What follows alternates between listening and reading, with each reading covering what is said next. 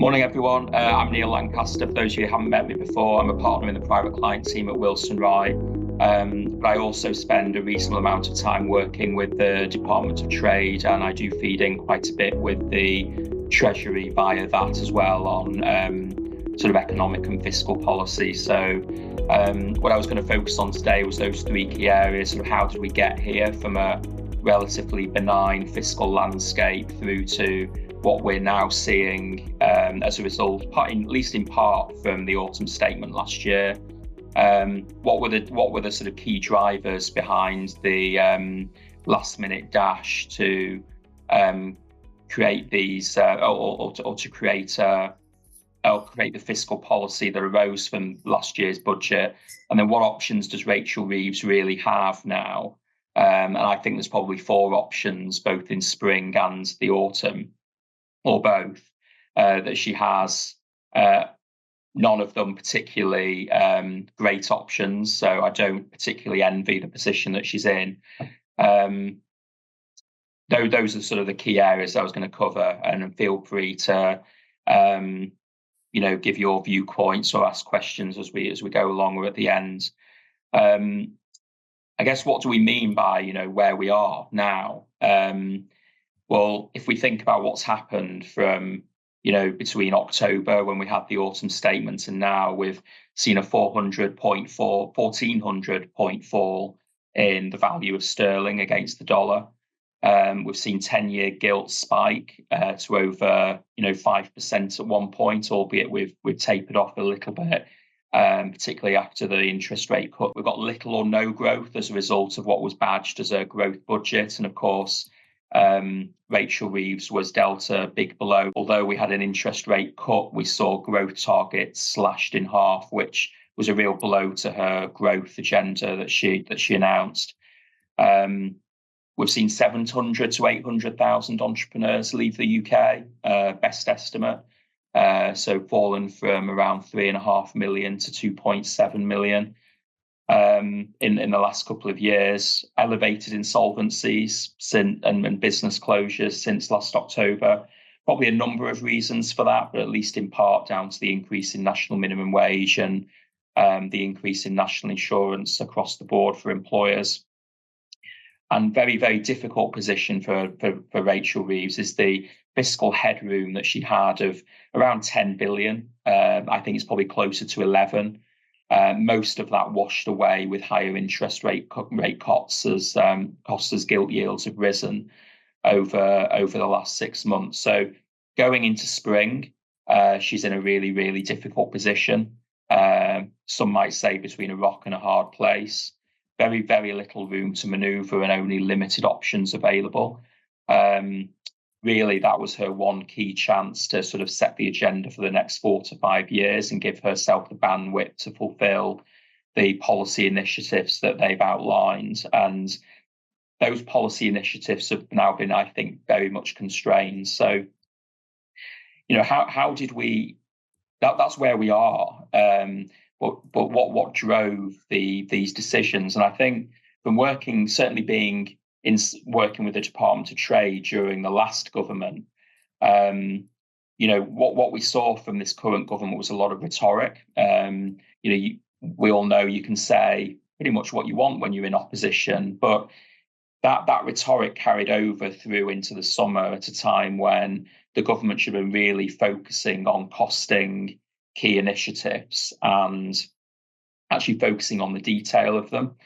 What actually happened was they came under pretty rapid fire from the Department of Trade and other key areas of the civil service for not really taking a very data-driven approach to what was happening. And we got to September, and a number of government departments, including the Department of Trade, put their foot down and said, enough's enough.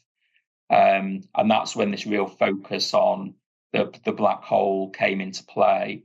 And the Treasury was forced into this position of having to really think very carefully about how it was going to plan going forward, and hence why the 17 billion that they looked to raise through the NIC That was really decided in the last 2 weeks before the budget. They had 4 options on the table, 2 of which related to NIC, and two other means of raising capital, and they went down the NIC route, rightly or wrongly. But it was a mad dash to the finish line, and much of the policy slate that you saw in that budget was done in the last sort of week and a half, which was quite unusual because the OBR was very much delayed in being able to deliver their forecasts and their comments on what was being done.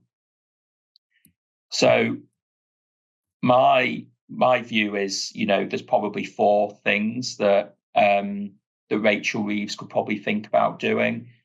And I will just say as well, I think all governments, let alone whether it's a Labour government, a Conservative government, or even a Reform government in the future, I think all governments are quite constrained now by the fiscal rules that they've signed up to.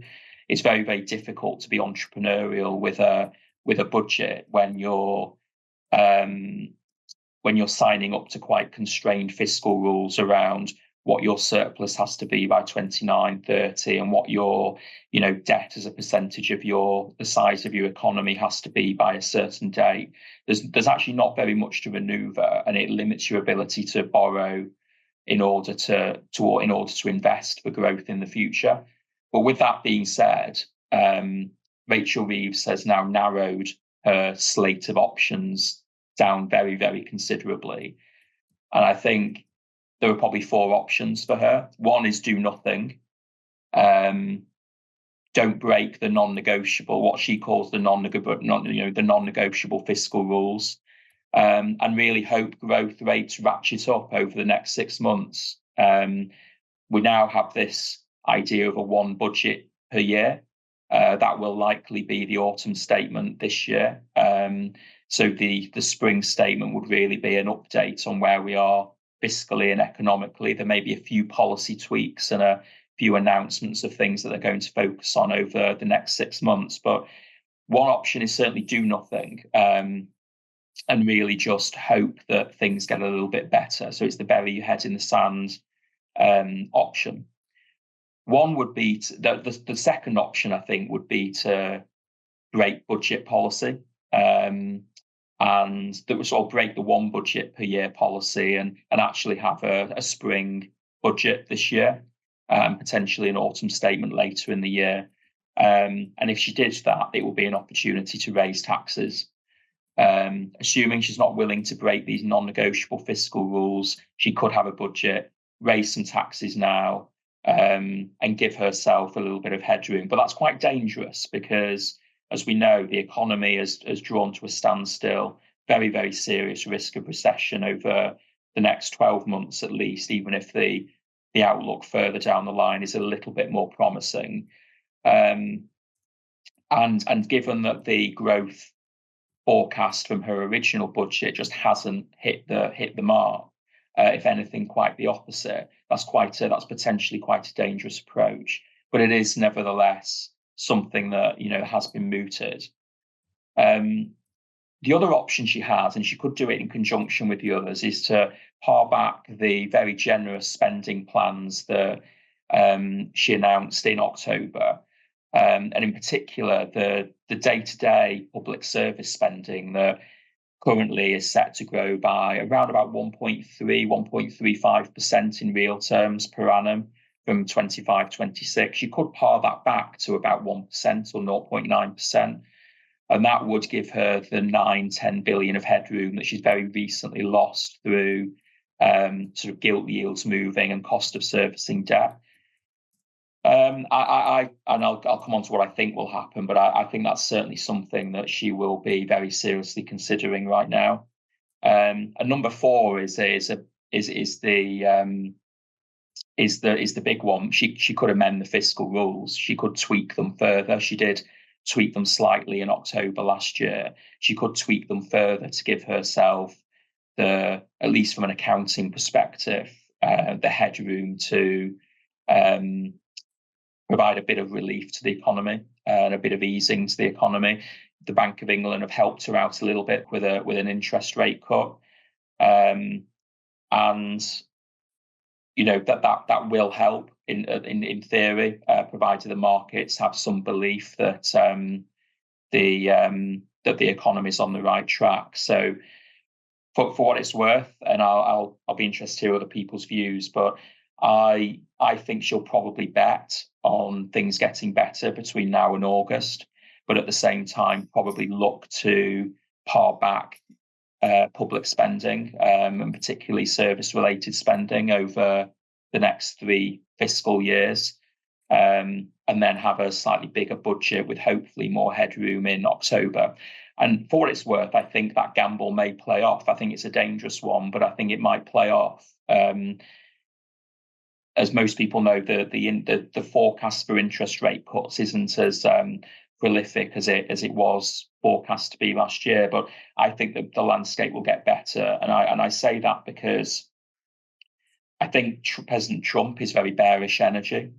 So I think as oil prices, in my view, taper off and energy prices come down later this year, I think it will have a far more pronounced effect on inflation than is currently being built into forecasts. Again, that gives the Bank of England then the scope and the time to cut rates further and give her the headroom that has very recently been taken away from her following the autumn statement. So it's dangerous. And arguably, the economy needs stimulus now, not in 6 months' time. But I think that, coupled with a few tweaks to spending, might just be the approach she takes in the spring. And that's broadly my view of, I think, where we are relative to where we were when this government took office. No, thanks, Neil. So has anyone got any questions, different viewpoints? Agreeing with Neil or any other discuscussion points? Sarah, I can tell you're itching to say something. Winding up, as they say.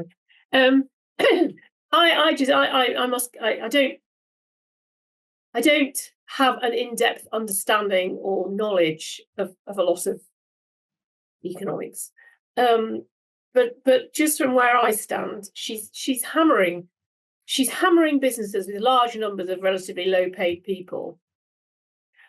Asda have laid a load of people off. There are two local places which have both closed their, like one did takeaway and one did they had takeaway and restaurant, and they've looked at the margins and they're closing the restaurant. Another one had a cafe and a bakery, and they're sort of merging the two and not doing the hot food and just doing the bakery and sandwiches. And to me, that has to be a direct effect of higher minimum wage, because it'll be, it's hospitality, relatively low paid, higher minimum wage, higher NIC, and then I understand they've done something with the business rates relief has gone or something. And I don't see that, and all these people with money and business flair leaving the country, I don't see how doing nothing is an option. But as I said, I don't know. No, I agree. I mean, but it comes back to the point around her options have been narrow, because fundamentally she can only do what bond markets will allow her to do. If she's going to borrow to invest, that's fine. But bond markets will, as they did in October, bond markets very, very quickly gave their verdict on that budget that was badged a growth budget. And bond markets sold off and yields rose very, very quickly on almost all time frames. And what she can do is very much dictated over where yields are and where debt is. So I agree with you. Doing nothing isn't an option. I think the economy needs stimulus right now, not in 8 months' time, when things could be worse. I think she'll have more fiscal headroom by then, barring a black swan event. But we risk, going headlong into a recession as there is effectively an en masse recruitment freeze around the UK in most sectors, and as we've seen, the growth just hasn't transpired that was forecast in the budget. And of course, the growth that was forecast was meant to be up front for the first 2 years. And it hasn't come through. I mean, I don't personally. I have no understanding at all of how that budget but in anybody's wildest imagination be considered a growth budget. No, agree. Hammer employers, hammer the rich, hammer the non-doms, and you know, it's a bizarre thing to me, absolutely bizarre. But for the other thing that's bizarre to me is why are the government planning on spending 22 billion on carbon capture? You know, it's just bizarre. The people are taking money off on the things they're giving it to. If they weren't giving it to such ridiculous things, they wouldn't need to take it off. Yeah, and interestingly, one of the big black holes they haven't announced yet, which they've been covering up quite cleverly for the time being, is the big black hole in tax revenues in the North Sea. Because, as you know, the North Sea is shutting down. Most of the players are leaving, and that's a diminishing yield curve, right? Because if you don't maintain wells or drill new wells, then production goes down, your tax take goes down, and it's got and obviously the decline curve is declining far faster than was forecast. So the tax take there from their energy levies, where some oil companies are paying effective tax rates of 114%. Because of no capital allowance or reduced capital allowances deductions. So the environment is really pretty challenging there. And there is activity there because, many companies have losses carried forward and things like that. So they're still willing to invest. But there will have to be not necessarily a U-turn, but a blink in the next 6 months around how they maintain the North Sea and energy policy in the North Sea, because it's going to create billions of deficit in their budget, but also it's 50,000 jobs and it's very vital to our energy security, both nationally and across Europe. So if I was being controversial, I would say that the Prime Minister needs to move Ed Miliband from energy. And I think he also needs to move the Chancellor from her situ, and obviously cabinet reshuffle is a very good way of doing U-turns or just blinking slightly on policy. And I could very much see a scenario whereby Ed Miliband was put into the Treasury. Now, that's not necessarily a better position than we're in now, so we have to be careful what we wish for. But that may be something that we see in the not too distant future. Brilliant. Neil, thank you very much. And also thank you everyone for listening in today and getting involved. So I really appreciate it.